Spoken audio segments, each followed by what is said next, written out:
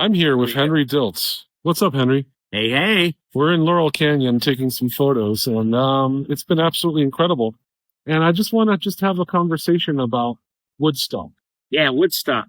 So it took you 2 hours to get from the farm to the stage? No, it took about an hour. Okay. Yeah, from the stage to the hog farm over the hill, the camping grounds, And how would you rate Woodstock as far as like photography, lighting, ease? Well, for me, it was great. I had an all access pass. I was working for Michael Lang. Yeah. So I could go anywhere. I mean, they expected 50,000 people, and they had 450,000 people. But it was Michael Lang's, just his heart, his demeanor. He wanted to have 3 days of peace and music. And by golly, he got it, Man, it's just, Yeah. as a kid, watching the footage, as a Hispanic Latino guitar player, watching Santana and going, I could do that.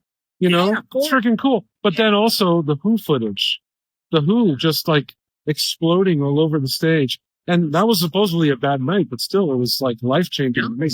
And they played till dawn. So the light was coming up when they were finished. Famously, Crosby, Stills and Nash said, Stephen Stills said, this is only our second show and we're scared shitless. How scared shitless were they? Or was it a ploy? They're professionals. But right after that, Harry is sitting there with that rope, that black and white thing they had on Serapi. And it's so quiet. And then he starts singing, what? And I want to sing what the song was. Find the cost of freedom. They sang that, but the first thing he sang, he sang the start of one song, and then they came in. Oh, yeah. Sweet Judy Blues. Yes, Judy Blues. Because he's all alone. He's playing, and then the other voices come in, and it's just beautiful. Yeah. What a magic combination. That was actually my second show I ever went to, was Crosby, Stills and Nash. First one was Ringo, then Crosby, Stills and Nash. And hearing those voices in front of people, it's just like, it's one of those life-changing moments. It's incredible. Yeah. Were you ever in a room with just them playing? Oh, yeah. Yeah. When they what is that? Their first album. What's that like? Standing right next to them in the studio. Yeah. Oh, it's just beautiful. Their harmonies. Yeah. My graphic artist partner, Gary Burden, lived down in Hollywood, and one time they went and sat on his back porch and just sat there like you and I are sitting, and they sang to a couple of 2-3 songs. The day before, and then we went out and took that picture on the couch. That's incredible. That was great. I had a video of that. Now, were you ever in a room together with Jerry Dewey and Pete with of America? Oh, yeah. Now, this is my big question. Compare and contrast America and Crosby, Stills and Nash. Wow. In 3 words. Yeah. Well, they sang a lot softer. Oh. Jerry Beckley, when he sings like, we used to laugh. We used to cry. Yeah. I love it. On the microphone. Yeah. And so, they didn't have quite the blast, that CSN had. Especially Steven. Yeah.